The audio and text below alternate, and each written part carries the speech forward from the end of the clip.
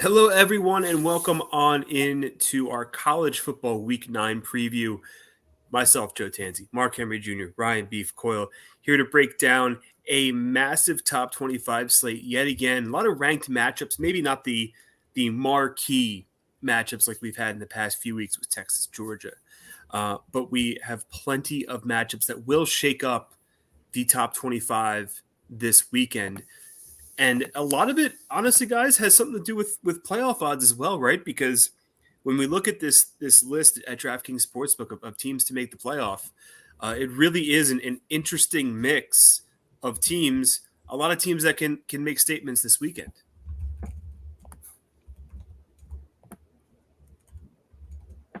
Yeah, no, I'm gonna jump in and just say that I think this slate's being a bit overrated by the face below me here on the screen. I hear Beef saying this is the best week of the year so far. What, this noon slate stinks kind of. The 3:30 slate, it's got some Missouri. If Missouri was better, I think that this slate would be more interesting. I'm underwhelmed by this slate. I'll be honest. I think like we talked about it, where the marquee matchup of the week, I guess, is LSU A&M, which doesn't scream, like it has the past few weeks with Georgia, Bama, Oregon, Ohio State, Texas, Georgia. But I think the overall balance from starting Thursday night, a great game with Syracuse Pitt. Friday, an elimination game pretty much between Boise and UNLV. And then Saturday, like 5 ranked versus ranked games. There's a handful of other good games in there as well.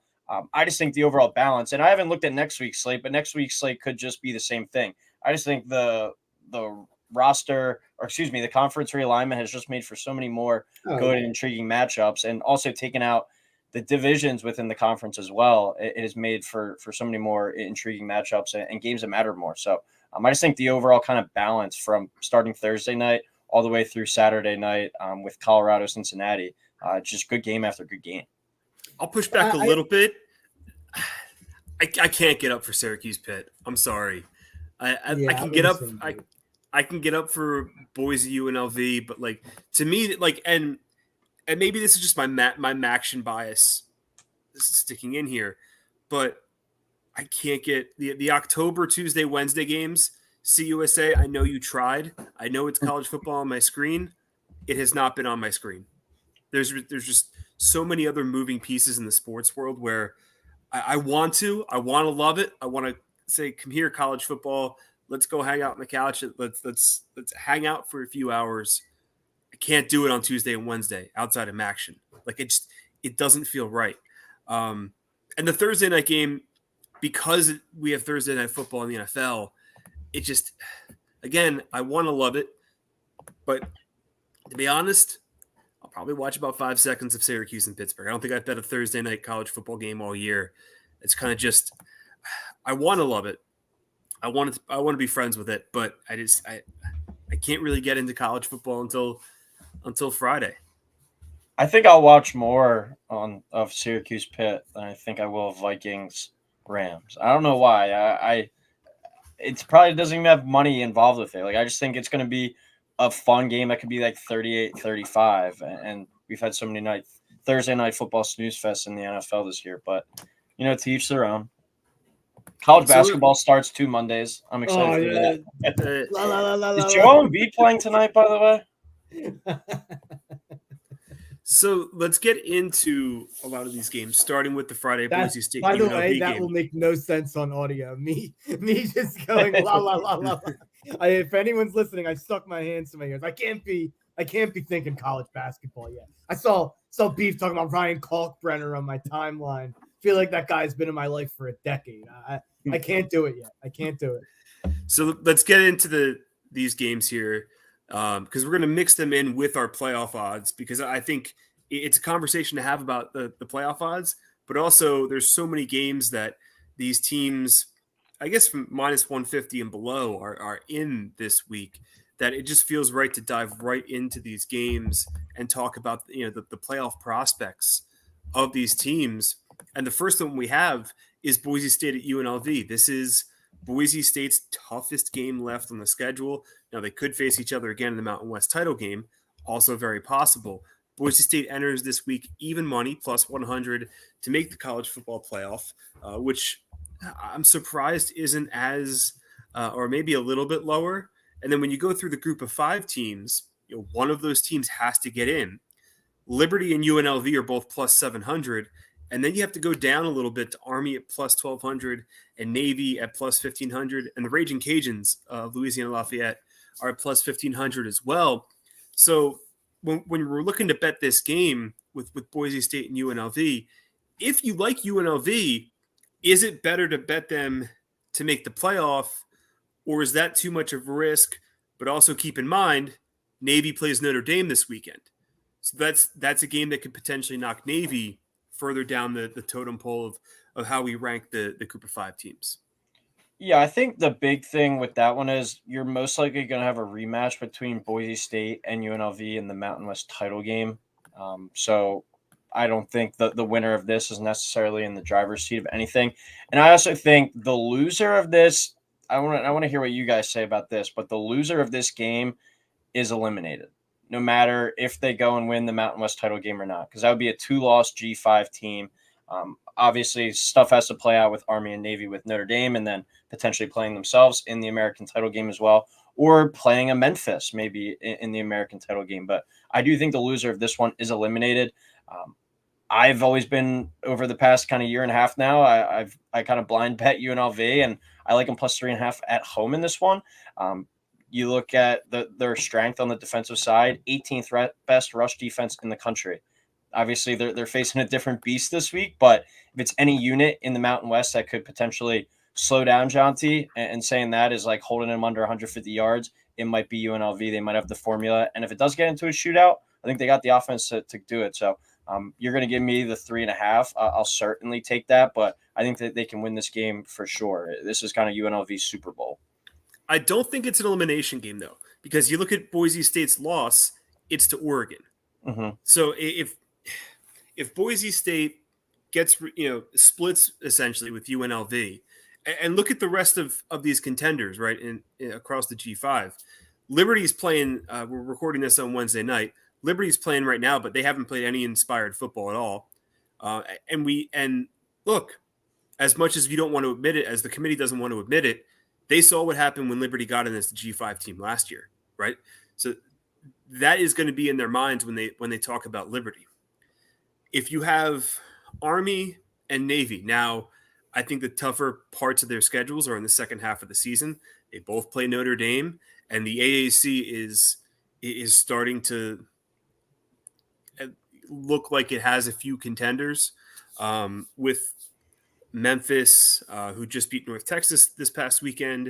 And then the Sun Belt, James Madison going down to Georgia Southern is a big result as well. If you look at the other receiving votes in the AP poll, the top 25, there aren't many G5 teams. I think UNLV is there, and that's it.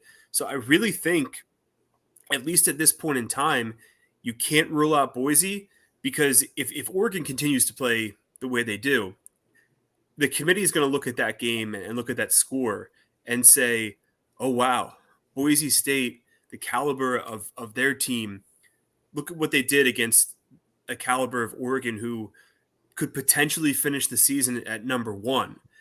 So if you're looking at it from that perspective and they lose to UNLV on Friday night, the committee may only approach this as, well, really, they're just a one-loss team. I think that's a realistic scenario. Now they have to go and beat UNLV in the Mountain West title game for any of this to come to fruition. Yeah, they'd have to win out. Yeah. But I don't think Boise. I think UNLV is done if they lose. But I don't think Boise's done because of the competitiveness of that game against Oregon. I don't think Boise's going to lose the game. I like Boise in the game, -3. And I think UNLV has had like historic turnover luck. If you look at their defense, they've had 13 interceptions, a bunch of forced fumbles. And yeah, absolutely, that there's a skill to that, and there's a talent to that. And obviously some defenses take away more than others.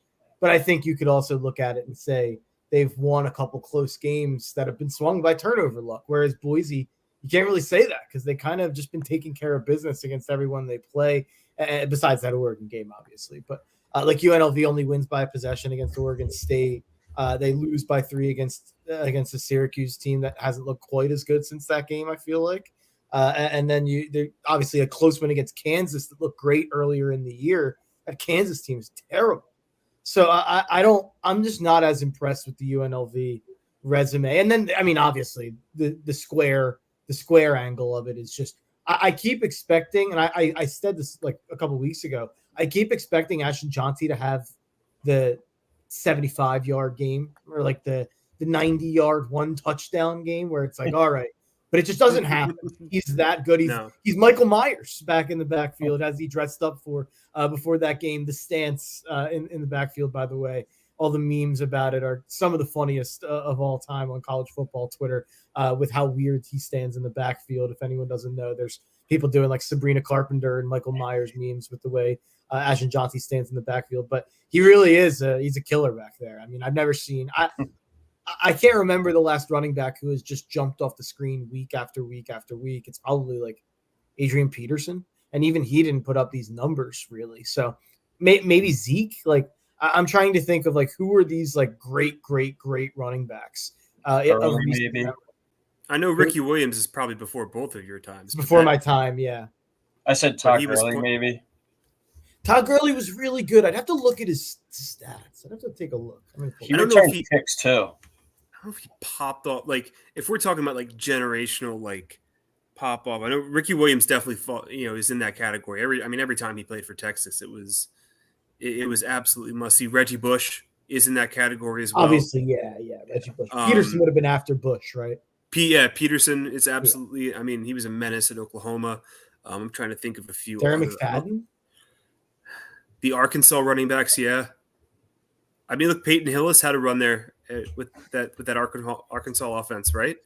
I mean, you had Felix Jones and Darren McFadden at Arkansas.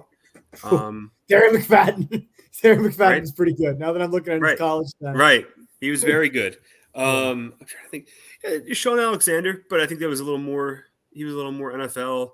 Yeah. I don't think we understood how good LaDainian Tomlinson was until he got to the NFL. But another stud. But yeah, you're right. It takes a special type of running back to really just be that must see television. We didn't name the Heisman winner, Derrick Henry. Yeah, that was a weird Heisman that year. If I don't remember, let me take a look at that. But you have these. The lead time preview has turned into a blast from the past. He had a 20. Yeah. So his thing was he was a 1-year guy. I guess Jonty kind of is too. I mean, Mark Ingram had a great season too. Yeah, Henry had 2,200 yards. It's a little impacted by him playing 15 games, and it's also a little impacted by him playing probably behind like 5 NFL offensive linemen in Alabama, and that's part of what that's part of what's so crazy about this with Ashton at Boise. But remember, there was a good stretch of Nick Saban's era at Alabama where there weren't good quarterbacks. No, it was like the Brody Croyles of the world that were starting at quarterback and winning these games. AJ McCarron, They weren't superstars. They were game managers at best, and the talent they had around them was so good. So yeah, I mean that's kind of what made the Henrys and the Ingrams of the world. They were just they kind of had to in certain games. But I think Greg McElroy I had to throw out another one. No, yeah, absolutely. John Parker Wilson. We can start naming. We can start naming old Alabama dudes. I like this. Let's just keep naming dudes. But yeah, and look, I think simply put, the best player on the field is Ashton Jonty, and until somebody stops him, why bet against him? I like the line. I like it at 3. Now the total itself, though, at 64. How do we look at it there? Because UNLV has played in a bunch of high-scoring games, but if Boise State is dictating the tempo, I guess it all depends on how quickly Jonty breaks loose. Yeah, I think this game has the potential to be if you're at the bar, you look to the bartender for your next beer and you look back and there's another touchdown scored. Like I could see this being 3-4 play drives, kind of going back and forth and with some crazy kind of Friday Night Lights type magic. The offense I think has definitely looked better with Malik Williams back there rather than Sluka. I think that they've been more explosive, and he definitely adds a little bit more explosion with his rushing ability to that offense. But I kind of go back to why I like UNLV potentially a little. They've shown the ability to stop the run this year. Maybe that's because people have thrown the ball a lot on them. That Syracuse game sticks out to me where it seemed like McCord just could do whatever he wanted in that game. So we'll see kind of what Boise State goes with, obviously with a heavy rushing attack. But I think it's going to be a fun one and one of the games of the weekend that probably won't get as much attention because it's so late on a Friday night. Madsen's 26th in QBR, by the way. So it'll be interesting. Like with Jonte, is he just run D proof? Like does it Yeah, matter? that's what I'm going with. That doesn't matter who he's going against. And then if Boise's passing offense can get going against a bad pass defense, and then Ashton does his thing. That's why I'm on Boise. I know it's pretty square though.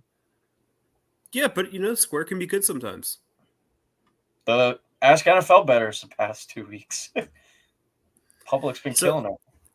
Let's hop into the Saturday slate now and kind of continue this conversation about the group of 5. So you have Navy, and look, to make the playoff odds, we've talked so much about Army and Navy and how awesome it might be to see both of those teams compete for the playoff. Well, the odds makers have a little bit of a different theory on this. They have Army at plus 1,200. They have Navy at plus 1,500. I forgot to mention earlier, Memphis is plus 800. They're the AAC team with the lowest odds to get into the playoff. And now you have Navy coming in to this game against Notre Dame at MetLife. Notre Dame's got all the momentum in the world. They still have that Northern Illinois loss on their resume. That's not going to go anywhere. And if they end up losing another game, it's really going to hurt them. They literally have no margin for error at this point. But you have the age-old question, can a team in the modern day of college football properly deal with the triple option on a 1 week preparation? Because Notre Dame's been playing these regular 2024 offenses. But now throw the wrench of the triple option, and a very good one at that with Navy. Navy, a 13-point underdog. How do you guys see this game playing out? It would scare me more if Navy was 2-4. I'll just be honest. Like, fair. I think them being ranked and everyone hyping up like, oh, can Notre Dame beat the service academies? Like, I actually think Marcus Freeman will stupid, which makes the Northern Illinois game that much more annoying. How good they've been since and how good I think they'll be against the service academies. I think Army's better than Navy. So I actually think it's unfortunate for Army that they're the second triple option team that Notre Dame will see. Like, I think if you told me this game was Army and then the second game was Navy, I'd probably be a bit more scared of this game and of a loss here. I think Bryce Daly just can make more happen outside of schedule with the triple option. I was looking at it. Does he have like 600 or 700 passing yards? Maybe a little bit more than that. For Army, that's a lot. That's like 100 a game or 100 plus a game for Army. So no, I think you said 6,700. No, I said 6 or 7. 6 or 7. Oh, okay. I was going to say, well, yeah, that's a lot for. That'd be a lot. But for anybody. But yeah, I think that Army would scare me a bit more. But I think it plays out nicely for Notre Dame. That I think they're getting the easier test first, and then we'll play a second triple option team down the line. I actually think, and you guys know, I have not been positive on Notre Dame this year. I don't think they should be in the playoffs still, but I'm not as worried as I think the consensus is. And I guess I kind of agree with Vegas. Where are they at right now on that spread? It's like 13 right now. 13. Yeah. It was at 17. The look ahead was 17 last week. Do you touch the total of 51? I just gave one pretty close there, 30-17. That's pretty close to that line. Yeah, I mean, I would lean under. The other thing I'll say, Benjamin Morrison is Notre Dame's best player. He's out for the year. Corner. He'll probably be a top 10, top 15 pick next year. I don't think Army and Navy, especially Navy, are going to be able to take care of what that opens up with Notre Dame's defense. So I think Notre Dame's, this is, again, kind of lucky for them how it played out schedule-wise. Yeah, my take, just I don't really have a total take on the game, but big picture wise, I think it's funny to look back after the Northern Illinois loss and be like, all right, we have Notre Dame has no real exciting wins potentially on their schedule ahead. USC maybe at the end of the year. That was already a couple weeks in. Florida State already looked dead. And then you chalked up Army, Navy as some easy wins. Now it's like these have the potential to be resume boosting wins. Like maybe you're beating 2 11-1 teams on your schedule by the end of the year. I just think it's kind of funny how it's came around. But I'm definitely in the camp that if Notre Dame wins out, they'll be in, especially with teams like Ole Miss, the way that they haven't delivered. Alabama most likely going for 3 losses. If Notre Dame's sitting there at 11-1 on Selection Sunday, I think they'll be in. But it's not going to be easy to get past these 2 teams. But I think you said it best, Mark. As long as they get past Navy, I think they'll be much better equipped down the line to beat Army, just because of the kind of the familiarity with the offenses. Yeah, the best thing that's happened to Notre Dame is what we were talking about earlier with Texas A&M. Like Texas A&M being undefeated since that game. And winning a couple tough ones. They haven't really had the marquee win since that game, but them chugging along and being undefeated in the SEC, it's going to be big for that. I mean, at this point, I think the worst A&M will do is 8-4, and will probably be 9-3, 10-2. So that win looks better and better. So I mean, if you're 11-1 with a win like that on the road in the SEC, you get in, and people will ignore the fact that you had one of the more embarrassing losses in the history of sports. I think it might affect seeding, but they'll get in if they win. They'll get in if they win out for sure. Let's keep the ball rolling here. Indiana has game day coming to Bloomington. Look, this I'm is scared. Yeah. You say you're scared? Yeah. I'm scared.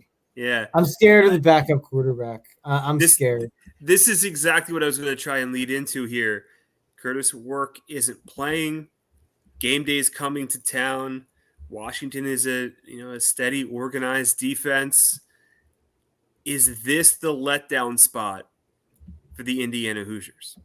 My worry is like I can kind of close my eyes and picture a conversation where Indiana's 9-3 at the end of the year, where like they lose these next 2 weeks with a backup, they lose to Ohio State, and then they win their other games, and we're like, man, but Work wasn't there in those 2 games. Like, can we get them in? And I can already kind of close my eyes and see that conversation, which we've seen before, where it's like, well, that loss was with a backup, so should it count? And you kind of do that rigmarole, and that was different with 4 teams. Now with 12, I think you'll see a little bit more of that potentially, more of that kind of explanation for seeding and teams getting in. So, yeah, it's interesting. I don't think so. There's just kind of something about this team, and I think the supreme confidence at the top with Siggs and the way that he not only talks to the media, but like I could only imagine what his like pregame speeches are or practice. He just seems so utterly confident that it bleeds through to that entire team. And he's gotten that entire campus, that entire student body, everyone to buy in. Another national televised game, everyone's going to be watching Indiana Hoosiers football. It sounds funny to say that, but this is a team that it just has kind of something special about them. And Jackson adds a rushing element, and we saw the rushing element and what it was able to do with the JMU offense last year. Are they able to tap into a little bit more? Because we know Rourke's not much of a runner, much more of a pocket guy. Does he add another element to this offense? I think is something going to be interesting to see. I really like Indiana at home in this one to cover. I like it to get some points too. Indiana, I was surprised to see number 1 scoring offense in the country, 48.7 points per game. I think this one could go over that 53.5 number as well. Do you know the fight song, Beef? I heard it a couple times last week. Learn it for next week. We'll sing it. We'll sing it together if they cover. I am going to bet it just out of respect. They've been so good to me all year long. I'm going to bet the 6.5. I'm nervous. The thing I'm most nervous about is I think this Rourke kid might be an NFL guy. Like these back shoulder throws, he's so polished in the pocket. Like his brother's a CFL legend. My concern is that this is almost like a Michael Penix situation for Indiana, which is funny to say since Michael Penix was literally at Indiana. But I'm saying Michael Penix with Washington, where I think he single-handedly, and obviously DeBoer and the receivers, and there were a lot of people who were a big part of that, but that Washington run and then being a literal national title contender, making the national championship, doesn't happen if they don't have a guy like Penix playing like one of the best quarterbacks in the country. I'm a little bit nervous that we're in the kind of same situation here with Indiana, and maybe we're not talking enough about how good Rourke has been and how big of a part of it he's been. I think we've been so transfixed on Siggs, and obviously for obvious reasons, he's off. It's Google. He's awesome. Google him. But I do think there's almost Rourke went under the radar a little bit before this injury, just how good he was. Yeah, and I think to me, it's more situational, right? Is like, how does a team that has catapulted themselves into the college football playoff picture, how do they handle College Game Day? How do they handle all this attention?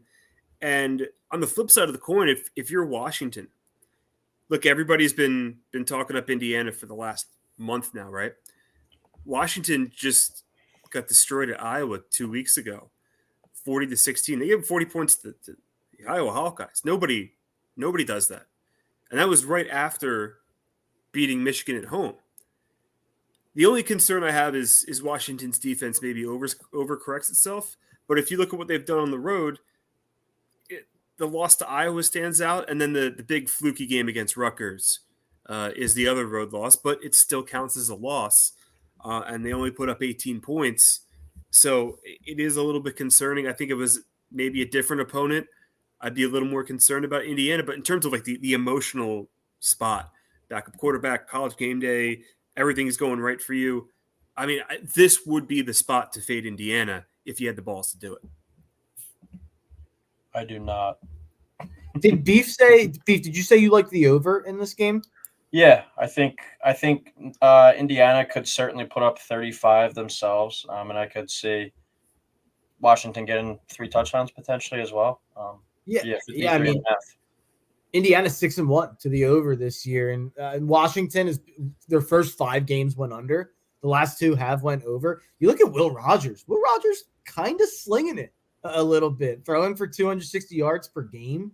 He's got 1,820 yards, 13 touchdowns, 2 picks, 72% completion percentage. Like, he's kind of back on his Mike Leach air raid BS there a little bit. So Will Rogers is a guy I really liked when he first kind of hit the scene in Mississippi State. Yeah. And flamed out a little bit there for a while after Leach passed away, to be honest. And he seems to have found it a little bit with Fish there in Washington. So Washington's got problems for sure. Like Pansy mentioned with the defense, you can't give up 40 to Iowa, which is kind of, I'm talking myself into that over. I like that. I like that number, Beef. I think I'm going to add that. Let's get on into the SEC. Missouri and Alabama. This game has a little less juice to it now. It feels like it's going to be an Alabama cruise rebound spot. Brady Cook, the quarterback from Missouri, who heroically came back from a lower body injury to beat Auburn, is now doubtful. I believe there's issues with the running back as well. And the backup quarterback at Missouri is Drew Pine, Notre Dame, Arizona State. Legend. I think he's been about 5 different places. I think I texted you guys on Saturday afternoon, like, Drew Pine still exists, still has a home in college football.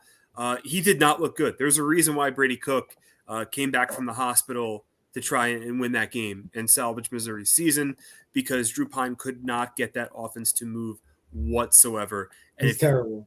Yeah, and if you're a Missouri fan, you have to be absolutely terrified. The line is now up to 16.5 in favor of Alabama.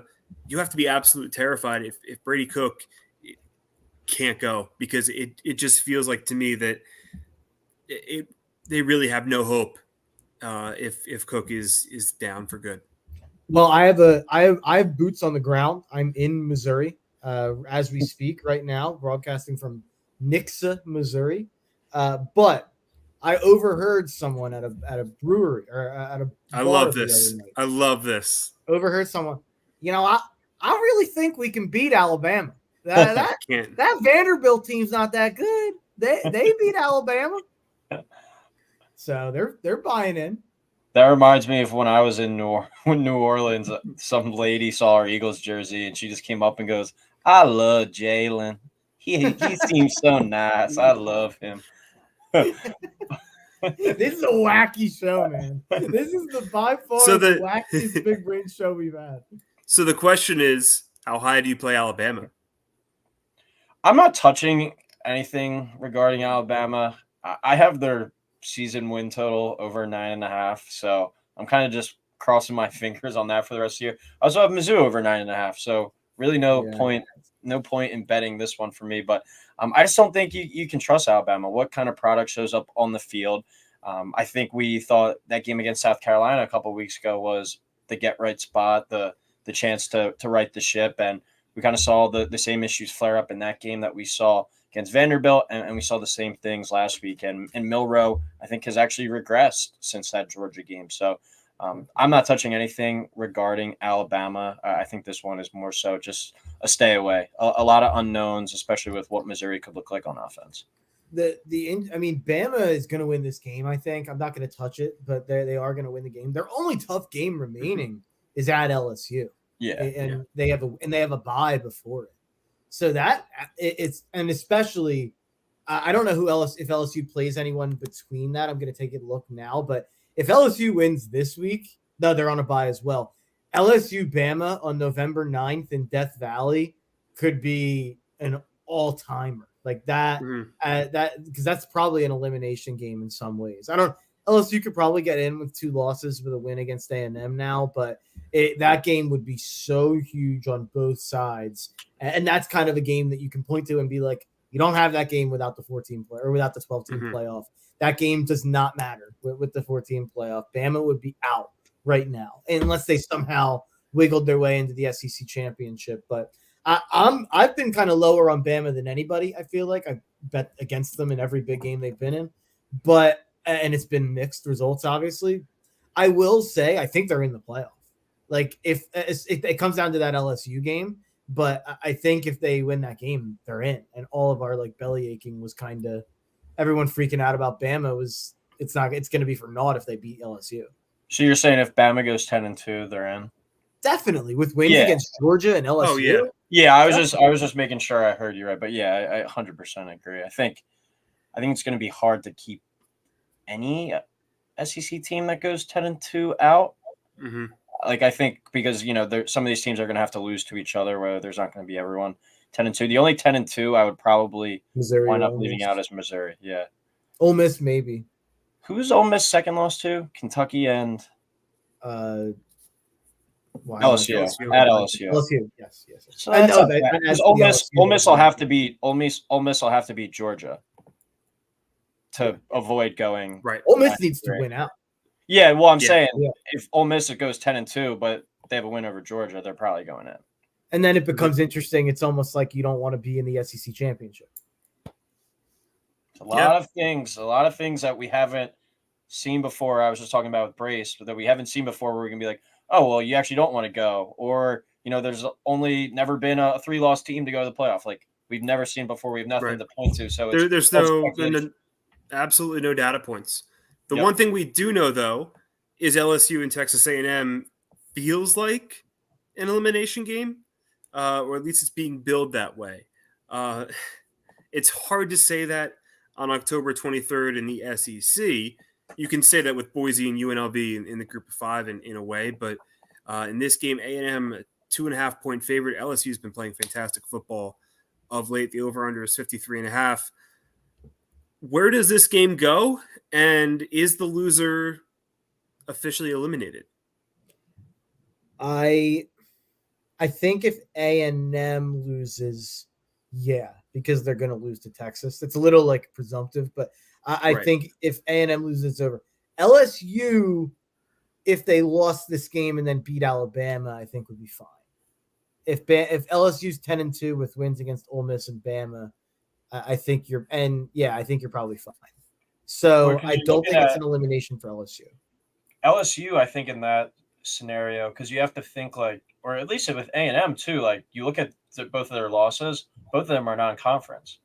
So they have only one SEC loss potentially, both of them. Like they're one of those teams I think will have a good shot to go to the title game.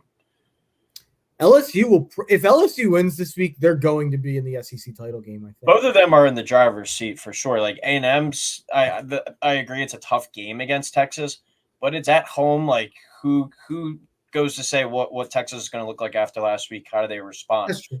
I think both of them have very doable schedules from here on out. LSU for sure, especially getting Bama at home. That's obviously it'll come down to that, but I do think the winner of this game is certainly in the driver's seat to have one of the two tickets punched to the SEC title game. Honestly, LSU just needs to split the next two. Mm-hmm. They're not going to lose. I mean, maybe you know what? I'll give Brian Kelly credit. Brian Kelly doesn't usually lose the stupid games. You don't like. He doesn't really lose to bad teams usually. So I don't think the big ones. Yeah, he loses the big in season opener. He's the exact opposite of Marcus Freeman. But after these two games, you have Florida on the road, Vandy at home. I know Vandy's good, but Vandy and Death Valley shouldn't be a problem. And then you have Oklahoma at home, who's the worst team in college football. So no, that's not true. But I think it might be true though. They're in the conversation. LSU is really just a deadly offense. I think they're going to split these two games. I don't know which one they lose. I think they're in the playoff, or at least in the SEC title game, because they're going to. Nussmeier, if there wasn't a Jonty and Hunter situation, I'd be pushing for Nussmeier as a Heisman guy. I think there's a few guys on the fringe. I think Nussmeier, Kate Klubnik's putting up some decent numbers. Drew Aller's putting up some decent numbers. I think if those guys who are, I believe, anywhere from like 15 to 3,000 in the Heisman Trophy odds, I think you could make a stronger case for those guys if there wasn't a dominant running back, a dominant two-way player, and a Cam Ward and a Dylan Gabriel. Like I feel like in certain years, these guys putting up big numbers for top 10 teams are potentially talked about more, but it doesn't feel like these guys have a shot unless they have an incredible final 6 weeks, which we saw with Jaden Daniels is very possible.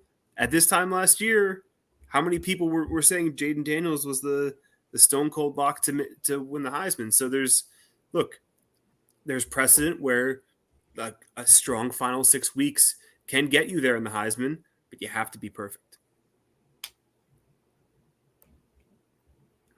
So let's get into a handful of other games. We'll do kind of a rapid fire here on our way out. Look, we kind of covered the majority of the big games, and some of them we'll hit real quick here. Let's start with Penn State. Are we afraid of them falling into the night game at Madison? No, I love that Wisconsin's put up some crooked numbers on some terrible teams and some teams in disarray. So I like Penn State. Penn State, I don't have the number. I'm sure the Bear has tweeted it this week. He loves this number, but when Penn State's like between -3 to like -14, or I forget what that cutoff point is, they're dominant against the spread. Yeah. James Franklin lives for -6.5 and covering it, and you know nobody will be more invested in covering that spread in that building than James Franklin. So I do think Penn State handles business there. And I get it's a look ahead to next week, but I'm starting to talk myself into maybe Penn State running the table here. It's definitely possible. Look, it's definitely possible. Beef, Texas Vanderbilt, a game that we thought would not matter a damn thing at this point. How does Texas rebound in Nashville this weekend? I'm going to go with Vandy first half. I know the full game's 18.5, so I assume it's right there around +9.5 or something. But I think that's one of those games last week with Texas that it was kind of a kick in the nuts, for lack of a better term. And what do we get from Texas coming out? It seems like the quarterback situation could be in a little bit of disarray. And I think that they were riding high, kind of feeling like they were the king of college football going into that game last week. Got served some humble pie. How do they bounce back? Should be a juiced up atmosphere down in Nashville at Vandy. It sounds funny to say that, but it's not a team that's going to play afraid or scared. I think they come out punching. So I like Vandy to keep it close in the first half. Give me them plus probably 9.5. I think would be the number. This game's probably like the 12th to 15th best game on the schedule. Not even, but it really kind of is a sad state of affairs. That Florida State Miami means absolutely nothing to anybody this weekend. Did you guys see the guy shirtless in the front row calling plays off the Waffle House menu? Yes, that was fantastic. That's my friend on Twitter. That's a buddy of mine on Twitter, Cole. He used to be a Barstool caller, and we go back and forth on bets we have for years. He's a psycho Florida State fan, and I'm so happy for him that he went viral because, man, it must be so depressing to be a Florida State fan. You've got fans not eating poop when they say they're going to. And then you've got other fans faking eating poop to try to get away with that guy not eating the poop. Just a mess. Florida State. It's an absolute mess. Norvell might lose his job after going 13-0. Which is insane. Are there any other bets either one of you want to hit us with on the way out? Lay him with Ole Miss. Kind of like, sorry. I'll be quick. Yeah, lay him with Ole Miss. Oklahoma's been outscored 69-12 the last 2 weeks against South Carolina and Texas. Ole Miss had a week off. Jackson Dart's third in passing this year. So while it's been a disappointing year for them, Dart's still cooking. So I just don't think Oklahoma's missing their top 5 receivers. Their quarterback situation's horrible. I don't think they're going to be able to score with Ole Miss at all. In that Miami-Florida State game, I like Miami team total over 38.5, 39.5 too. They've scored that in 5 straight games, I think it is. Yeah, so Miami is just putting up points left and right. Florida State has seemed to quit. And I like BYU plus 1.5. It could be the square play of the week, but traveling to UCF, who knows what UCF team shows up. They've looked really bad in spurts. They've looked pretty good in spurts, but BYU is a team that has a lot to play for, and they can't afford to slip up. I'm going to go with how they've looked over the entire season. I think they go down there to Florida and win that game. It's one of the lines that jumped out to me, and it could be the square play of the week, but I'm going to go with BYU. They've been a damn good team all year. Square plays have gotten us somewhere. I'll throw a square play, and I want to get Joe's take on it because he's the Maction guy. Eastern Michigan, only a 3-point favorite against Akron on the road. What's going on here? They're 5-2. Akron's 2-5 or 1-6. I'm looking through the numbers. I don't get it. I don't get it at all. I'll be honest with you, Maction doesn't start for like another week. Yeah, I get you. I generally feel that way too. This is going to be my first Maction bet. I'm dipping my toe in the Maction jacuzzi here with a little Eastern Michigan, a little emu action. So I'm hoping the water's not too warm for me. But staying in Michigan, Michigan State's going to beat Michigan outright. So I just wanted to. It sucks that line has jumped from like 6.5 to 3.5 now. And that's where it probably should be. I think Michigan State should be favored, to be honest. Michigan's that bad at this point. We're talking about a Michigan team that's maybe going to win 6 games, to be honest. So, and then one last one is I just want to throw this out there as kind of just a general thing. We haven't mentioned them in a couple of weeks because they were meant to start the year. Avery Johnson over the last couple of weeks, Kansas State kind of back on track a little bit and right in time for the Kansas game that my guy Rico Bosco bets Kansas State is like his game of the year every year. They own Kansas. Bill Snyder passed down the game plan to beat Kansas down to Lance Leipold or down to Chris Kleiman. So Avery Johnson over the last 3 weeks, 53 for 83, 781 pass yards, 8 pass touchdowns, 2 picks, 3 rushing touchdowns. I think K-State's going to the playoff. I think they're going to win out, or at least up to that Iowa State game to close the year. It will be fascinating to see how a bunch of these games play out, especially the ones in the top 25. A lot of potential playoff implications across the board. For Mark Henry Jr. and Ryan Beef Coyle, I'm Joe Tanzi. Thank you for tuning in. Good luck on your bets, and we'll see you again next week.